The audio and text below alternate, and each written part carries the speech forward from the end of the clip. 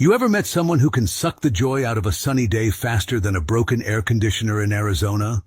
Well, let me introduce you to my soon-to-be ex-wife, Darcy. But in my head, she's always been Karen. You know, the type of woman who argues with baristas over oat milk temperatures and demands discounts because she knows the manager. When we met, things were different. Back then, I thought the whole strong-willed woman thing was charming. Yeah, real genius move, Frank. Fast forward a few years, and here I am, the guy working 12-hour shifts in a small neighborhood bakery, while Darcy's out there collecting victim points because her husband isn't ambitious enough. Now let me be clear, I'm not lazy. I bust my ass every day. I bake bread that'll make you cry tears of carb-loaded happiness. Hell, half the town lines up every morning just to get my signature croissants. But according to Darcy, being passionate about baking isn't enough because, God forbid, I don't own a skyscraper with my name on it. Here's how it usually went. Darcy would waltz into one of our social gatherings, late of course, wearing something that probably cost more than my paycheck, and immediately start working the room. "Oh, you have to try Frank's bread," she'd say with that sugary voice that made my skin crawl. "It's like artisanal, small-town stuff." Translation: he's a cute little loser with a flower fetish, but I'm stuck with him. And if that wasn't enough, she'd always find a way to slip in some jab about money. "Babe, remember when you couldn't afford that new oven and had to get creative with the old one?" She'd laugh, turning to her friend Ashley. "Isn't he resourceful?" I'd smile through clenched teeth because, hey, who doesn't love being humiliated over dinner, right? Let me tell you about the dinner party. You know, that legendary night when Darcy took things from mildly insulting to "why the hell did I marry you" territory. We'd been invited to one of those bougie get-togethers at her friend Mackenzie's place. You know the type. Charcuterie boards that look like Pinterest threw up on them and wine that tastes like fermented disappointment.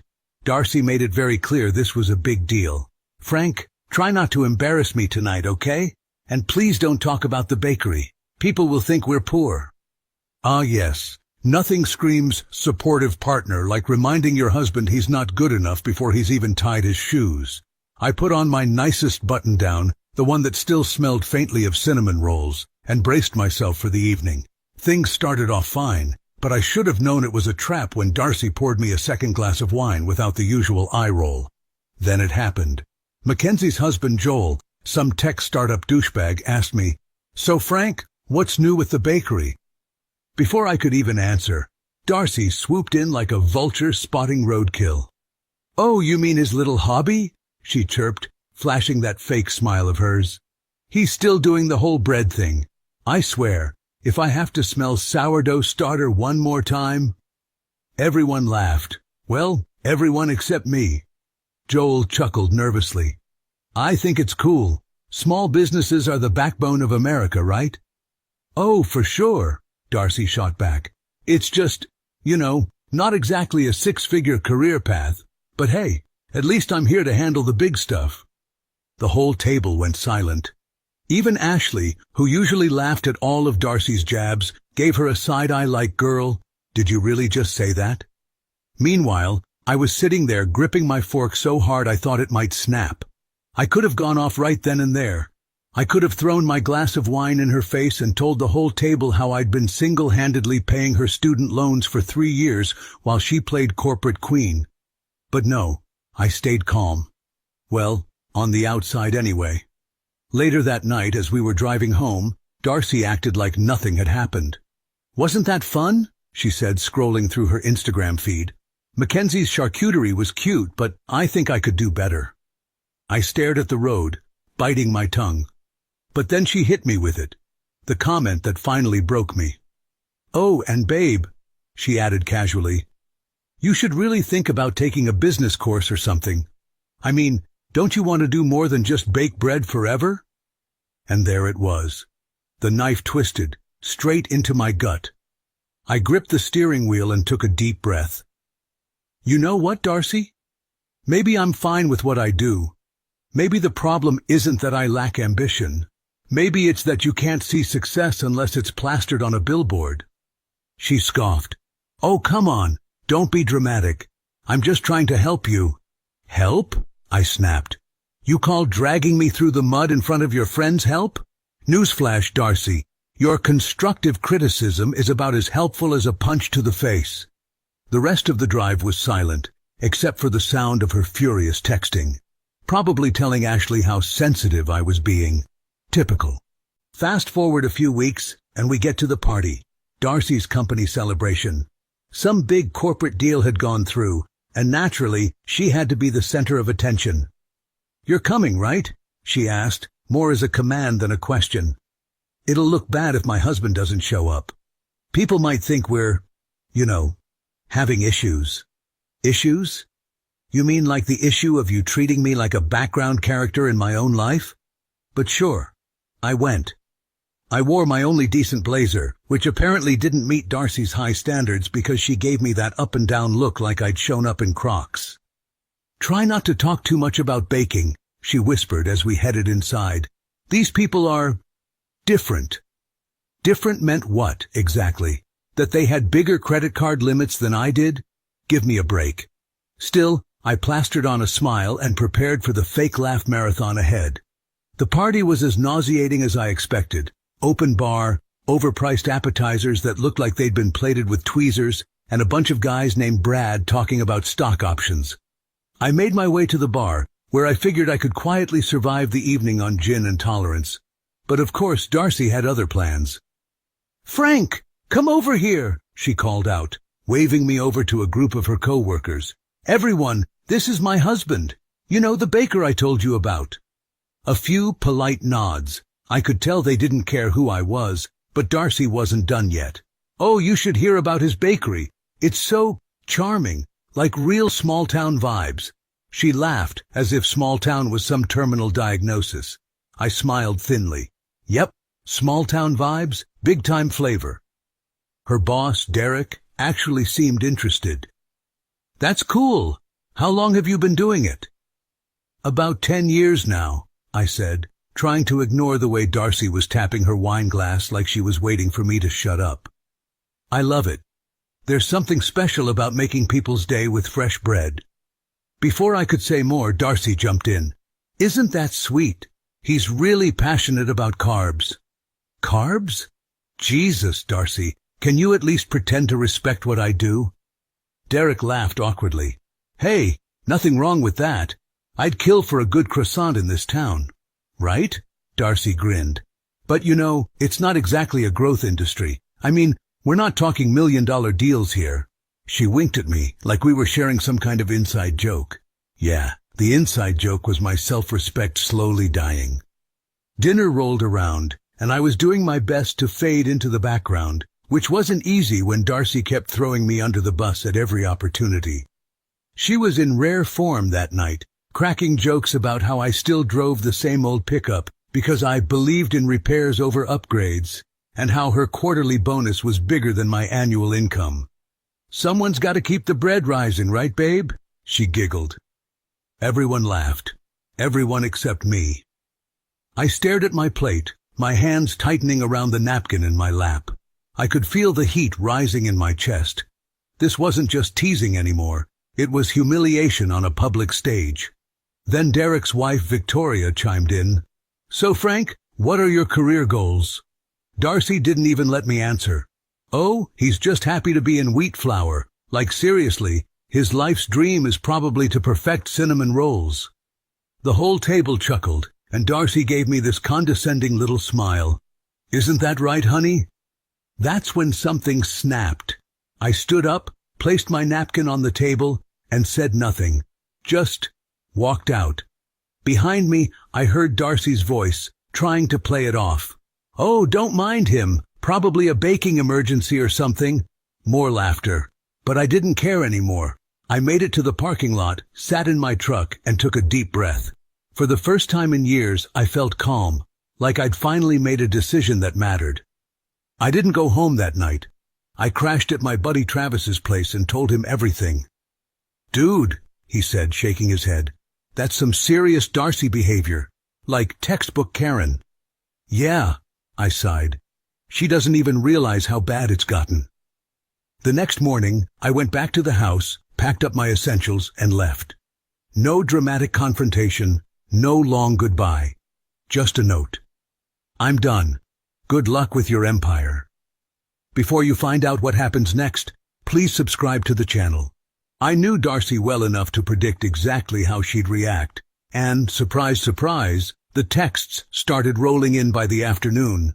Darcy, really? You're just gonna disappear like that? Real mature, Frank. Oh, I'm sorry. Was I supposed to stick around and let you roast me like a marshmallow at every party? Nah, I was good. By the time I didn't respond to her fifth message, she started ramping up the guilt tactics. Darcy, hope you're done with your little tantrum. Dinner at 7. Yeah, no. I turned my phone off and spent the day helping Travis work on his old motorcycle. Much better use of my time than subjecting myself to her passive-aggressive nonsense. But Darcy didn't stop there. According to my co-worker Jen, she actually drove by the bakery looking for me, as if I'd be hiding behind a tray of cinnamon rolls like some flour-covered fugitive. Jen said she looked pissed, but trying to play it cool. Typical. By the end of the week, the real fun began. Darcy took her campaign to social media. First, there was the Instagram post with the caption, "Some men just can't handle a strong, successful woman." Ah, yes. The classic poor little me narrative. I almost admired how quickly she turned herself into the victim. Almost. Then came the comments from her friends. Ashley, "Girl, you've been through so much. Stay strong." Mackenzie, "Ugh, men are so fragile sometimes. You deserve better." Fragile? Really? Look, if surviving years of Darcy's public roast sessions didn't toughen me up, nothing would. Meanwhile, I kept it classy. No retaliatory posts, no cryptic status updates. I was too busy planning my next move. I forgot to clarify that point. I worked in a bakery, but I was not the owner, so I made the decision to run the business on my own. See, while Darcy was out here playing woe is me, I had already signed a lease on a small storefront on the other side of town. My dream of owning my own bakery was finally happening. Funny how walking away from toxic people clears your head. Apparently, Darcy's pity parade wasn't going as smoothly as she'd hoped. Even Ashley, her ride or die, started pulling away. When Darcy casually complained to her about me being overly sensitive, Ashley hit her with some real talk. "Look, Darcy, I love you," Ashley said, according to Travis's girlfriend who overheard the whole thing. "But maybe, just maybe, you've been a little harsh on Frank. Like constantly calling him a trophy husband isn't exactly supportive." Darcy didn't take that well. She called me later that week, and when I finally answered, I braced myself for the fireworks. "Frank," she started, her voice all syrupy sweet, "can we just talk? You're really blowing this out of proportion." I laughed. "Oh, you think I'm blowing things out of proportion? Darcy, you've been taking potshots at me for years. Hell, your idea of a compliment is telling people my croissants are cute." "Oh, come on, Frank. Those were just jokes." "Jokes? Right. Funny how everyone else stopped laughing a long time ago." She sighed dramatically. "Okay, fine. I'm sorry if my humor hurt your feelings. But honestly, this is so childish. You can't just walk away from a marriage over a few harmless jokes." "Darcy," I said quietly, "they stopped being harmless a long time ago, and I'm done being your punchline." And with that, I hung up. Word spread quickly around town that I'd left Darcy. People started coming out of the woodwork to show support. Customers, co-workers, even a few of Darcy's friends who were secretly thrilled someone finally stood up to her. Jen from the bakery said, "Frank, you're like a local legend now. Everyone's talking about how you finally escaped the Karen." Darcy, on the other hand, was losing her grip. Apparently, one of her co-workers overheard Derek, their boss, mention that her personal drama wasn't reflecting well on the company. That corner office she was so proud of, well, rumor had it she wouldn't be sitting in it much longer. Meanwhile, my new bakery was coming together beautifully. I got help from a few friends, and within a month, we were open for business. And get this, on opening day, there was a line out the door. Half the town showed up to support me, including a few folks who'd previously been Team Darcy. Funny how people's loyalties shift when you treat them with actual respect. After the divorce, life did a complete 180 for the better. Turns out, when you're not constantly dodging verbal jabs and passive-aggressive comments, you have a lot more mental energy to focus on your dreams. Business at my bakery exploded. People couldn't get enough of my sourdough, my signature croissants, and yes, even those cute cinnamon rolls Darcy loved mocking. Within 6 months I had lines out the door, a wait list for catering orders, and, believe it or not, an investor offering to fund my expansion. It didn't take me long to find the perfect spot for my second location. This one had a different concept, more focused on sweet treats and desserts. Think eclairs, fruit tarts, and decadent cakes. I hired a solid team and started creating new recipes with them. Everything was going great, until she showed up. We were in the middle of brainstorming a new lemon raspberry tart recipe when I heard it. The unmistakable sound of entitlement unleashed. "This is unacceptable." The voice cut through the air like a dull knife. "Why wasn't I told this croissant has gluten? Do you even care about your customers' health?" I froze for a second, then chuckled to myself. Of course it was Darcy. Only she could turn a croissant into a health hazard and demand compensation in the same breath. "Ma'am?" I heard my cashier, a sweet college kid named Emily, say nervously. "Our menu clearly lists allergens." "Oh, spare me the excuses," Darcy interrupted. "I want a refund and a free coffee. And where is your manager? I need to file a complaint about your lack of transparency." I sighed and stepped out from behind the counter. "I'm the manager," I said, keeping my tone light. "Actually, I'm the owner." Darcy turned to face me, her eyes widening in shock. "Frank? What are you doing here? I thought your bakery was across town." "Oh, it still is," I said with a smile. "This is my second location. We specialize in desserts and pastries here." "Second location?" she repeated, blinking in disbelief. "You've expanded?" "Yep," I nodded. "Business has been good." For a moment Darcy just stared at me. Then, as if she were trying to reassert control over the situation, she launched into helpful advice mode. "You know, Frank, you should really consider adding more gluten-free options," she said, crossing her arms. "And maybe some keto-friendly desserts? That's all the rage right now. Oh, and you should think about franchising. I bet you could go national if you played your cards right." I chuckled. "Thanks for the tips, Darcy. I'll keep that in mind." She seemed satisfied with that response, probably thinking she was being magnanimous. Classic Darcy, always thinking she knew better than everyone else.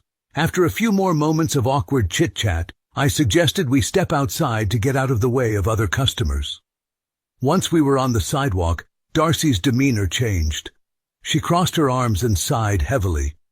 They fired me, Frank," she said quietly. I raised an eyebrow. "Fired? Wow, I didn't see that coming." "Yeah, well, it's not like I deserved it," she muttered. "Derek and Victoria are just threatened by strong women, but whatever. I'm better than that place anyway." I resisted the urge to point out the irony of her blaming others for not handling her, but I figured now wasn't the time. Instead, I just nodded politely. "Sorry to hear that." She waved a hand dismissively. "Please, I'm destined for bigger things. They'll regret it when I'm running my own company someday." "Of course," I said, barely hiding my grin. But then she hit me with the real kicker.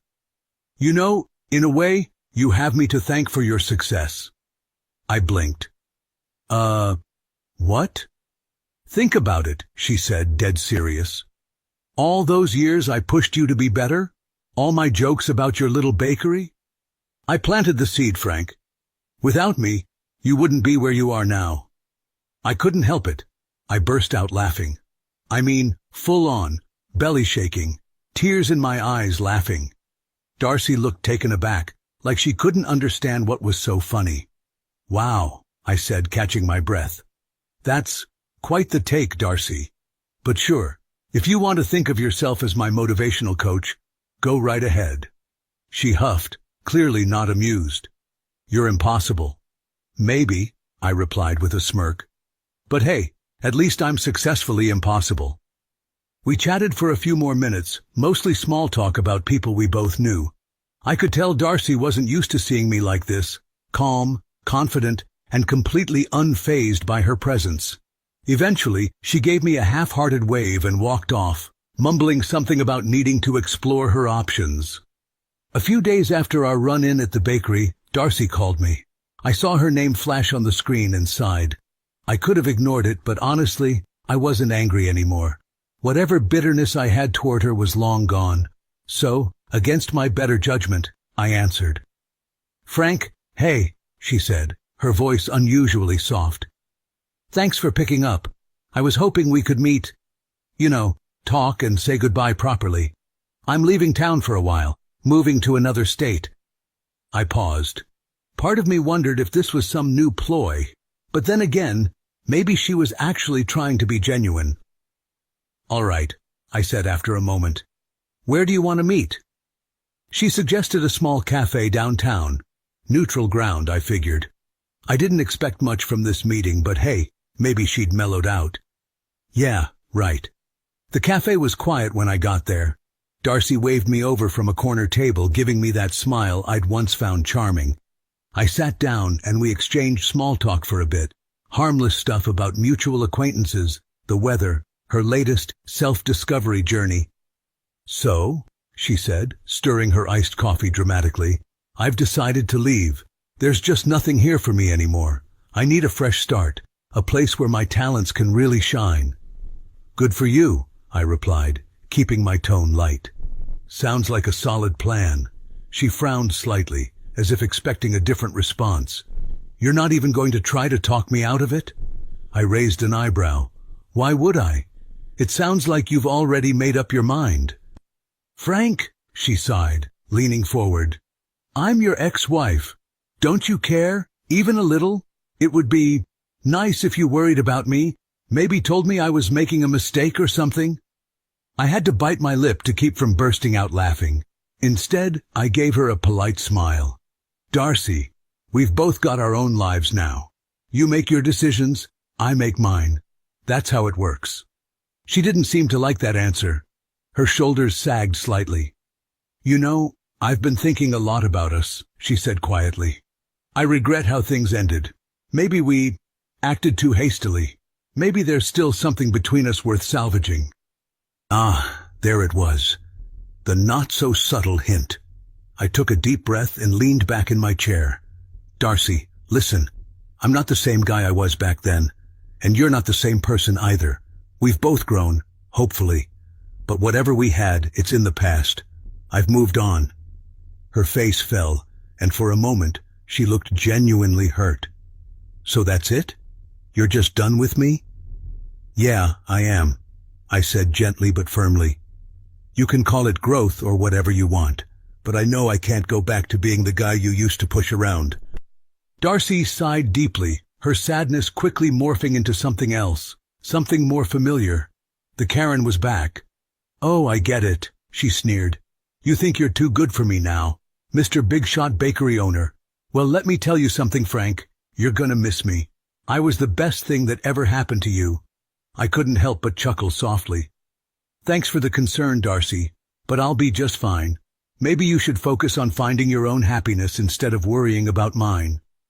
She blinked, clearly thrown off by my calm response. No anger, no bitterness, just calm indifference. That seemed to hit her harder than any argument ever could. As I stood to leave, Darcy crossed her arms and gave me one last dramatic proclamation. "I'll be back, Frank. You'll see. I'll be bigger and better than ever. Everyone will envy me. And you'll regret losing your second chance with me." I smiled, keeping my tone light and sarcastic. "Well, Darcy, I'll make sure to stock up on croissants for the celebration when that happens." She scowled but said nothing as I turned and walked out of the cafe. I didn't look back. For the first time in years, I felt completely free. No baggage, no drama. Just me, my bakeries, and the future I was building with my own hands. Life was good. Damn good. If you enjoyed the story, please subscribe to the channel. I wish you a great mood and good luck.